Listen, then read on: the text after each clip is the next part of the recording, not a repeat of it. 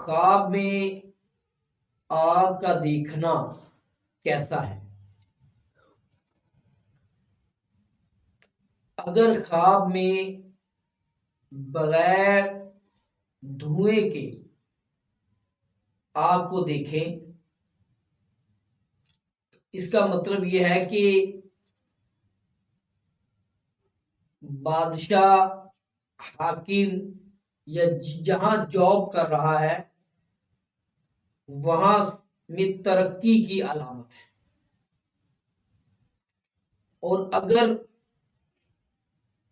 ख्वाब देखने वाला आग को खाता है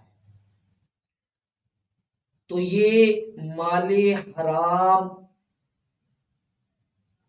की अलामत है, अच्छी अलामत नहीं है। और अगर आग से कपड़ा जलता देखे तो आंख से नुकसान की दलील है। लिहाजा जिसको ये ख्वाब आए उसको चाहिए कि वो तौबा व इस्तिग़फ़ार करे, अल्लाह ताला से मुआफ़ी मांगे और सदका दे, ताकि उस पे जो तकलीफ है, रंज है या कोई मुसीबत है वो टल जाए। बहुत शुक्रिया।